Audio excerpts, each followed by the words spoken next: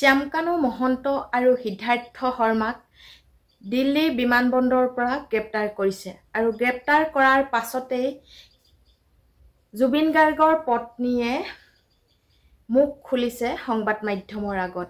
আচলতে জুবিন গাৰ্গৰ পত্নীয়ে আজি 3 দিনৰ আগত যেহেতু সকলোৰে ওপৰত এখন এজাহাৰ দাখিল কৰিছিল আৰু সেই এজাহাৰৰ ভিত্তিত সিদ্ধাৰ্থ শৰ্মা আৰু শ্যামকানু মহন্তক গ্ৰেপ্তাৰ কৰিছে। এতিয়া ওলাই পৰিব সকলোবোৰ উৰহি গছৰ উৰ। নমস্কাৰ বন্ধু বান্ধৱীসকল, কি খবৰ আপোনালোকৰ? ভালনে বাৰু? বৰ্তমান মোৰ ভালেই। আজি আপোনালোকে ভাল খবৰটো পাইছে।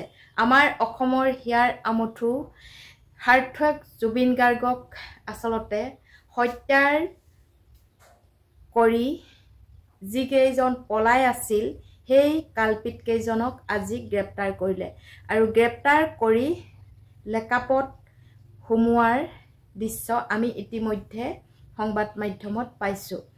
CIDয়ে দিল্লী বিমানবন্দৰত তেওঁলোকক গ্ৰেপ্তাৰ কৰিছে আৰু গ্ৰেপ্তাৰ কৰাৰ পাছতে আচল ৰহস্য ওলাই পৰিছে।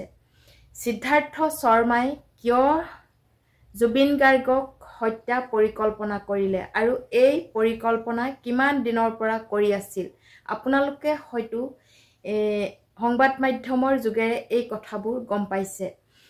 তেওঁক আচলতে টকা পইচাৰ বাবেই হত্যা কৰিলে নেকি বাৰু? জুবিন গাৰ্গৰ টকাৰ পইচাৰ ওপৰত শ্যামকানু মহন্ত আৰু সিদ্ধাৰ্থ শৰ্মাৰ ইমানেই চকু পৰিল যে মানুহজনকো জীয়াই থাকিবলৈ তেওঁলোকে দিব নোৱাৰিলে, কাৰণ তেওঁলোকৰ 21 চনৰ পৰা পেট ভৰি আহিছে আৰু সেই পেট ভৰাই তেওঁলোকৰ সন্তুষ্ট নহল, কাৰণ এতিয়া জুবিন গাৰ্গক একেবাৰে হত্যা কৰি পেলালে।